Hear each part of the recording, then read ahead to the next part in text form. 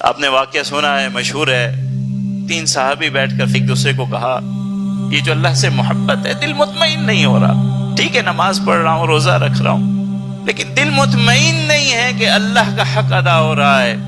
ایک نے فیصلہ کیا کہ میں اب روزہ رکھوں گا اور روز رکھوں گا، کبھی افطار نہیں کروں گا۔ یہ کیا ہوا کہ اللہ کی رحمت تو مجھے روز پہنچے اور میں ہفتے میں 2 دن روزہ رکھوں، یہ مہینے میں 3 دن روزہ رکھوں، یہ پورے سال میں صرف رمضان روزہ رکھوں، یہ تو کوئی بات نہ ہوئی نا۔ دوسرے نے کہا ہاں بات تو ٹھیک ہے، مجھے بھی لگتا ہے کہ اللہ کا حق نہیں ادا ہو رہا، میں شادی نہیں کروں گا، شادی ہو جائے گی، اولاد ہو جائے گی، کون ان کے کھانے کا انتظام کرے، کون ان کی صحت کا انتظام کرے، رہنے رہائش کا، آدھا وقت ادھر گزر جائے گا، نہیں میں نہیں کرتا، 24 گھنٹے اللہ کی عبادت کروں گا، اکیلا رہوں گا، کہیں سے صدقے کا کھا لیا پی لیا، بس فکر نہیں ہے، فاقہ نہیں ہے، اللہ کی عبادت ہی عبادت ہے۔ تیسرے نے بھی کچھ اس طرح کی بات کر لی۔ یہ وہ راستہ ہے، دیکھیے نیت صاف ہے، نیت صاف ہے، عمدہ ہے، راستہ ایسا چن رہے ہیں جو حضور کا نہیں ہے۔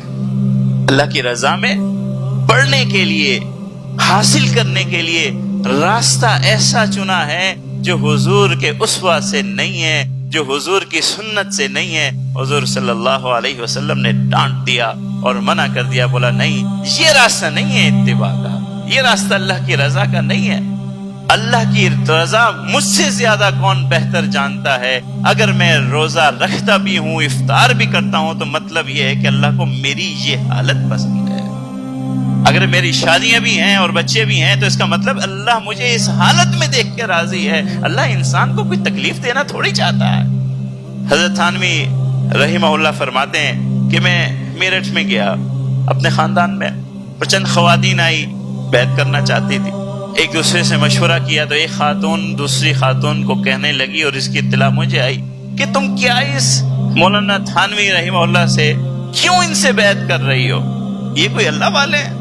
کوئی ایسے ہوتے ہیں اللہ والے کہ جب دیکھو ان کی اہلیہ ان کے ساتھ ہے، ہر سفر میں ان کے ساتھ ہے، جہاں جا رہے ہیں اہلیہ کو بغل میں لیے جا رہے ہیں؟ ایسے ہوتے ہیں اللہ والے؟ آؤ میں تمہیں ایک ایسا اللہ والا دکھلاتی ہوں جس نے 10-15 سال سے اتنا اللہ کی عبادت میں مشغول ہے، اتنا اللہ کی عبادت میں مشغول ہے کہ اپنے اہل و عیال سے بات تک نہیں کی، اتنا بڑا اللہ والا۔ وہ عورت بھی کوئی سمجھدار تھی، کہنے لگی کہ وہ اللہ والا کیسے جو اپنے اولاد اور گھر والوں کا حق نہ ادا کرتا ہو، وہ اللہ والا کیسے؟ نیت بہت اعلیٰ ہے، لیکن جب حضور کا راستہ آپ چھوڑ دیتے ہیں پھر آپ زندیق بھی بن سکتے ہیں، پھر گمراہ بھی ہو سکتے ہیں۔